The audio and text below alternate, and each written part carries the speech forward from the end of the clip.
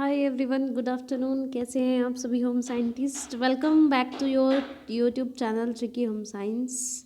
मैं उम्मीद करती हूँ कि आप सभी की प्रिपरेशन धमाकेदार चल रही होगी और जिनका भी यूजीसी नेट का एग्ज़ाम है, अब अपनी प्रिपरेशन को गियर अप कीजिए फटाफट, क्योंकि एग्ज़ाम मंथ चल चुका है हमारा। नेक्स्ट मंथ ही हमारा एग्ज़ाम है, तो आपके पास बस ये ही टाइम है। तो अपने टाइम को अच्छे से मैनेज कीजिए और रिवीजन पे फोकस कीजिए, अपने मॉक टेस्ट लगाइए। और कोई भी टॉपिक अगर आपको डिफ़िकल्ट लगता है तो कमेंट सेक्शन में बता दीजिए। I will provide you easy trick, an easy trick. Okay, तो आज का जो हमारा टॉपिक है वो है डिफेंस मैकेनिज्म, जो कि सिगमंड फ्रॉइड ने दिए थे। अपनी कॉपी पेन लेकर बैठना, क्योंकि आपको ऐसे ऐसे एग्जांपल्स मिलेंगे आज कि आप कभी नहीं भूलोगे। ठीक है, तो डिफेंस मैकेनिज्म किसने दिए हैं? ये सिगमंड फ्रॉइड ने दिए हैं 1896। डिफेंस मैकेनिज्म बेसिकली क्या होते हैं? ये ऐसी टेक्निक्स है या साइकोलॉजिकल स्ट्रेटजीज हैं जो क्या करती है, जो हमें हेल्प करती हैं कि अगर हमें किसी तरह की एंजाइटी हो रही है तो उससे प्रोटेक्ट करे बेसिकली। कि हमारी जो एक होता है ना, आपने वो पढ़ा होगा साइकोलॉजिकल थ्योरी, नहीं साइकोलॉजिकल नहीं है तो क्या नाम है उसका, एक सेकेंड। हाँ, साइको एनालिटिकल थ्योरी है सिगमंड फ्रॉइड की। उसमें ही इन्होंने 3 कंपोनेंट्स दिया है ह्यूमन पर्सनैलिटी के: ईड, ईगो और सुपर ईगो। तो बेसिकली जो हमारी ईड है और सुपर ईगो है, उनको बैलेंस करने का काम कौन करती है? ईगो। तो उसी से ही जिन स्ट्रेटजीज के थ्रू हम अपनी ईड को, सुपर ईगो को मैनेज करते हैं, बैलेंस करते हैं, उनको ही हम बेसिकली डिफेंस मैकेनिज्म्स बोलते हैं। कि हमें किसी तरह की एंजाइटी ना हो और सारी चीज़ें हो भी जाए आसानी से। ठीक है, चलिए स्टार्ट करते हैं। वैसे तो ये बहुत सारे हैं, पर कुछ इम्पोर्टेंट जो है प्रीवियस ईयर्स में आए हुए हैं तो वो मैंने इसमें डाल दिया है। ठीक है, फोकस करते हैं। आराम से अपनी कॉपी पेन लेके बैठो, अच्छे से समझेंगे। रिप्रेशन क्या है? रिप्रेशन को हम हिंदी में बोलते हैं, रिप्रेशन को दमन बोलते हैं। इसमें क्या है कि हम चीज़ों को भूलना चाहते हैं। ठीक है, कि कुछ भी चीज़ है उसे हम भूलना चाहते हैं, मतलब भूल जाते हैं सबकॉन्शियसली। तो इसमें एक बार एक्सप्लेनेशन पढ़ते हैं। Repression is an unconscious mechanism employed by the ego to keep disturbing और threatening thoughts from becoming conscious. तो इसमें क्या है कि जो हमें कुछ ऐसी चीज़ है जो हमें हर्ट कर सकती है, हमारे माइंड को डिस्टर्ब कर सकती है, तो उसे हम धीरे धीरे भूल जाते हैं। बट हम ऐसा कॉन्शियसली नहीं करते, वो हमारे माइंड में कहीं ना कहीं रहती तो हैं, प्रेजेंट सबकॉन्शियस माइंड में, पर वो दब जाती हैं चीज़ें। इसका एग्जांपल देखिए, ड्यूरिंग द एडिपस कॉम्प्लेक्स।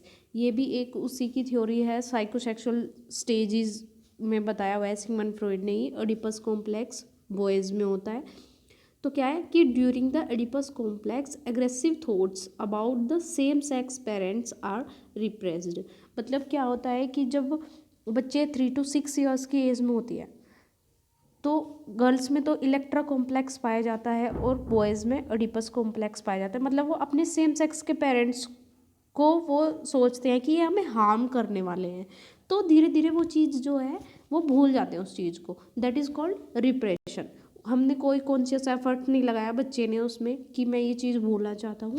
वो एज जैसे जैसे उसकी ग्रोथ हो रही है, डेवलपमेंट हो रहा है, तो वो धीरे धीरे अनकॉन्शियसली अपनी जो चीज़ें हैं वो भूल जाता है। तो इसको हम रिप्रेशन कहते हैं। इसको हम कह सकते हैं कि रिप्रेशन में कोई कॉन्शियस एफर्ट्स नहीं होता, बट चीज़ों को हम धीरे धीरे भूल जाते हैं। जैसे चाइल्डहुड अब्यूज़ है, कहीं ना कहीं अगर किसी के साथ होता है तो माइंड में उसकी रहती है वो चीज़, बट ऐसा नहीं है कि हर टाइम माइंड में रहती है, वो उसको भूल जाता है as the time passes away. ठीक, उसके बाद क्या आता है? Second, denial. डिनाइल में क्या है? डिनाइल मतलब मना करना किसी चीज़ को भी। Denial involves blocking external events from awareness. If some situation is just too much to handle, the person just refuses to experience it. मतलब अगर हमारे साथ कोई भी ऐसी सिचुएशन है, घटित होती है, कि हम उसको हैंडल नहीं कर पाते, तो हम क्या करते हैं? उस चीज़ को एक्सेप्ट करने से ही मना कर देते हैं कि नहीं ऐसा नहीं होगा।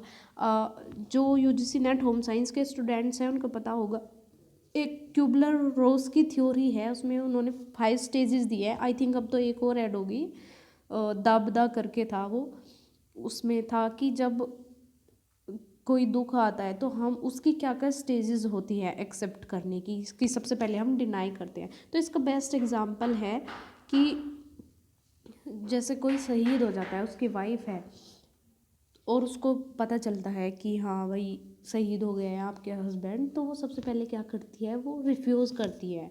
She does not want to accept the situation. तो ये क्या है, डिनाइल है। ठीक, इसमें एग्जांपल दिया हुआ है, इसका देख लेते हैं क्या एग्जांपल है। Smokers may refuse to admit to themselves that smoking is bad for their health. कि जो स्मोकर्स हैं उनको वैसे तो पता ही है, सिगरेट के और इनके पैकेट्स पे भी लिखा रहता है कि smoking is injurious to health, but वो एडमिट नहीं करते, उस चीज़ को एक्सेप्ट नहीं करते। ठीक, उसके बाद है, एक सेकेंड, प्रोजेक्शन। दिस इन्वॉल्व्स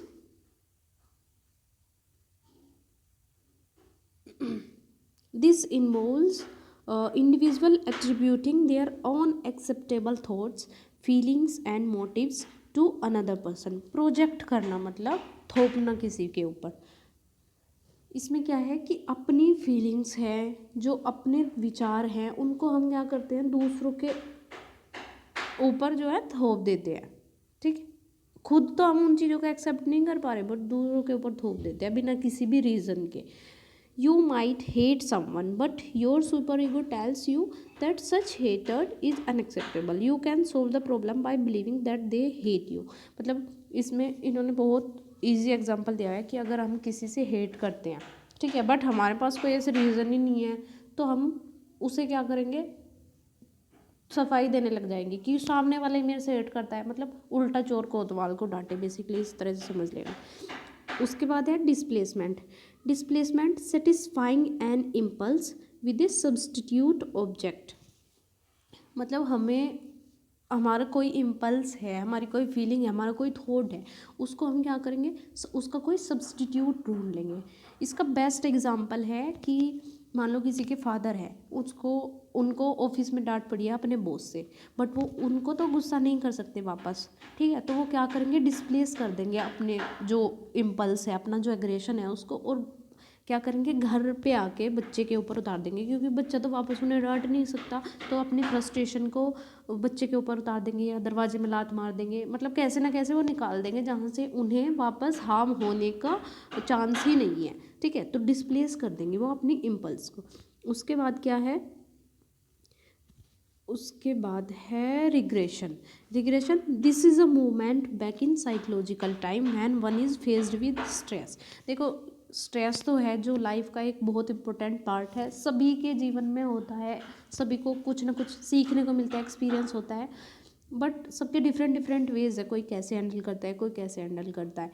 तो जब किसी को स्ट्रेस हो जाता है तो कुछ लोग ऐसे हैं जो अपने साइकोलॉजिकल टाइम में चले जाते हैं वापस।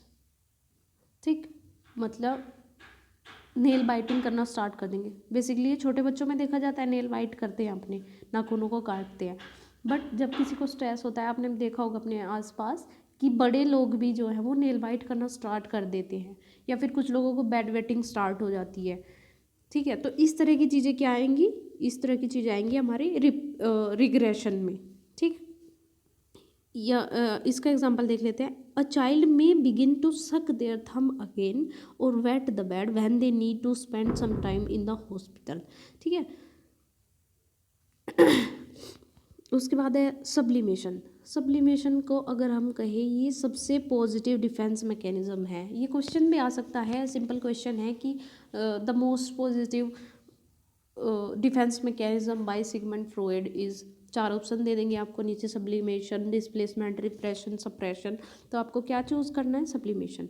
इसका बेस्ट एग्जांपल मैं आपको देती हूँ। अच्छा, पहले इसके एक्सप्लेनेशन देख लेते हैं। Satisfying an impulse with a substitute object. Displacement में भी यही सेम एक्सप्लेनेशन थी, बट इसमें एक और चीज़ ऐड है, क्या, कि इन अ सोशली एक्सेप्टेबल वे। मतलब हमारी कोई ऐसी डिज़ायर है जिसको सोसाइटी एक्सेप्ट नहीं कर पा रही है, ठीक है।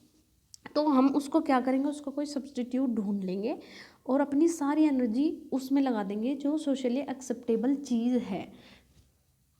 शादी में जरूर आना एक मूवी है, राजकुमार राव है हीरो उसमें, और उनका ब्रेकअप हो जाता है, मतलब वो लड़की शायद छोड़ के चली जाती है, उसका आईपीएस का एग्ज़ाम निकल जाता है, तो वो पूरी तरह जो है बंदा टूट जाता है, वो बिना बताए चली गई है ऐसे। बट वो क्या करता है, एक तो उसके पास ऑप्शन था कि वो पागलों की तरह बिहेव करे जैसा करते हैं कुछ लोग, एक उसके पास ऑप्शन था कि वो और अच्छा बन के दिखाए। तो उसने क्या किया, सेकंड ऑप्शन चूज़ किया और अपनी सारी एनर्जी को एक पॉजिटिव वे में चैनलाइज कर दिया और आईएएस ऑफिसर बन जाता है।